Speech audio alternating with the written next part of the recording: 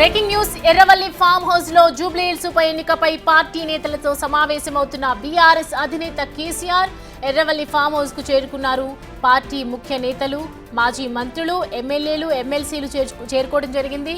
అలాగే Jubilee hills ఉప ఎన్నిక ఇన్ఛార్జీలు కూడా చేరుకున్నారు. జూబ్లీ హిల్స్ ఉప ఎన్నికపై సమావేశం మొదలైంది. 2 గంటల పాటు సమావేశం కొనసాగుతోంది. ఈ నేపథ్యంలో జూబ్లీ హిల్స్ ఉప ఎన్నికల్లో అనుసరించాల్సినటువంటి అంశాలు, వ్యూహాత్మకంగా వ్యవహరించాల్సినటువంటి విధి విధానాలు అన్నిటికీ సంబంధించి కూడా ఒకవైపు మీటింగ్ నిర్వహిస్తున్నారు. జూబ్లీ హిల్స్ ఉప ఎన్నిక నివేదికతో సమావేశానికి హాజరయ్యారు మాజీ ముఖ్యమంత్రి కేసీఆర్.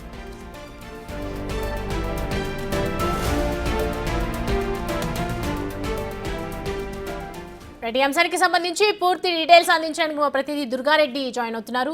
దుర్గారెడ్డి, జూబ్లీ హిల్స్ ఉప ఎన్నికకు సంబంధించి పూర్తిగా సమావేశమైనట్లుగా తెలుస్తోంది మాజీ ముఖ్యమంత్రి కేసీఆర్. సో ఈ నేపథ్యంలో ఎలాంటి డీటెయిల్స్ బయటకు వస్తున్నాయి? పూర్తి సౌమ్య, కొద్దిసేపటి క్రితమే రాష్ట్ర మాజీ ముఖ్యమంత్రి కె చంద్రశేఖర్ వ్యవసాయ క్షేత్రంలో మాత్రము జూబ్లీ హిల్స్ ఉప ఎన్నికకు సంబంధించిన 40 మంది ఇన్ఛార్జీలతో పాటు పార్టీ ముఖ్య నేతలతో సమావేశం అయితే కొనసాగుతుంది. ఒక 2 గంటల వరకు సమావేశం కొనసాగనుంది.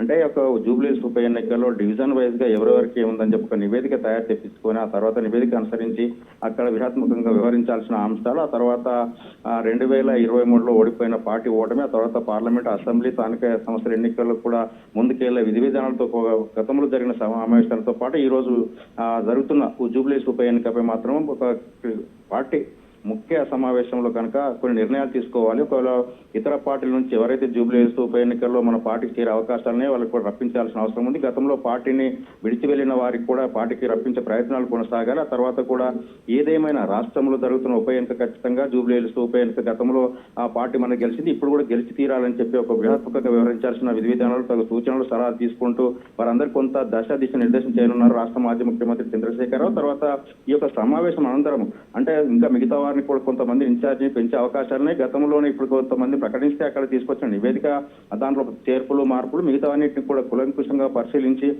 జూబ్లీ హిల్స్ ఉప ఎన్నికపై ఒక నివేదిక తయారు చేసుకొని ముందుకెళ్లాల్సిన అంశాలపై చర్చ అయితే కొనసాగనుంది.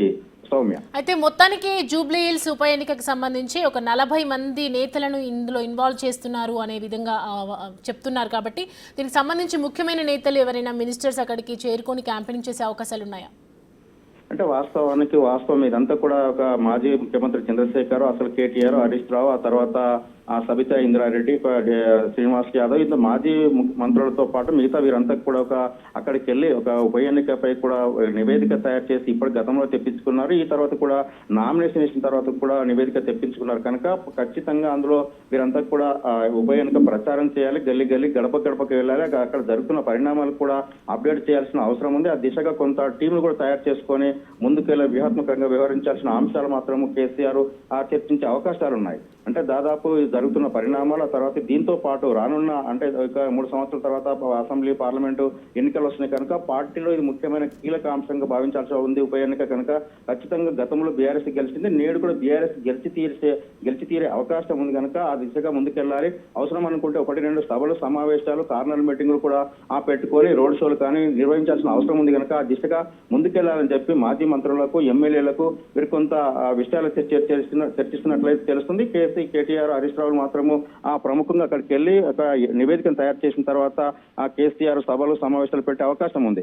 దీంతో పాటు కార్నర్ మీటింగ్లు ఎక్కడెక్కడ పెట్టాలి, డివిజన్ వైజ్ గా చాలా మంది ఇప్పటికే 40 మంది కేటాయించారు కనుక మిగతా వాళ్ళకి కూడా కొంతమంది చేర్పులు, మార్పులు ఉండే అవకాశాలున్నాయి. ఎమ్మెల్యేలు కూడా అక్కడికి వెళ్లి ప్రతిరోజు లేకుంటే ఎక్కడో చోట వాళ్ళకి కేటాయించిన స్థలంలో అక్కడికి వెళ్లి ప్రచారం చేయాల్సిన అవసరం ఉందని చెప్పి ఆ దిశగా అయితే కేసీఆర్ సమాలోచనలు చేసినట్లున్నారు. ఆ దిశగా ఒకవేళ ఈ ఉప ఎన్నికపై ప్రభావం పడే అవకాశం ఉంది, పార్టీలు కనుక ఓడిపోతే ఆ దిశగా ఏమైనా ఉంటే కూడా చెప్పాల్సిన అవసరం ఉంది అని కూడా ప్రతి ఒక్కరిని కూడా 40 మందితో పాటు పార్టీ ప్రముఖులతో కొన్ని విషయాలు చర్చిస్తున్నట్లయితే కొంత సమాచారం అయితే అందుతుంది. Soumya, right Durga Reddy, thanks for the updates. Right, చూస్తున్నాం కదా జూబ్లీ హిల్స్ ఉప ఎన్నికకు సంబంధించి గెలుపే లక్ష్యంగా ఒకవైపు మాజీ ముఖ్యమంత్రి కేసీఆర్ వ్యూహాత్మకంగా అడుగులు వేస్తున్నారని అర్థమవుతుంది. 2 గంటల పాటు సమావేశం అవుతున్నటువంటి ఈ మీటింగ్ కి సంబంధించి ఎమ్మెల్యేలు, మంత్రులు పూర్తి నివేదికతో అక్కడికి హాజరయ్యారు. ఈ సమావేశంకి సంబంధించి పూర్తి డిస్కషన్ చేసే అవకాశాలు కనిపిస్తూ ఉన్నాయి. ఎన్నికకు సంబంధించి కావచ్చు, నెక్స్ట్ అసెంబ్లీ ఎన్నికలకు సంబంధించి కావచ్చు, పూర్తిగా సమావేశం అయితే జరిగే అవకాశాలు అయితే ఉన్నాయి.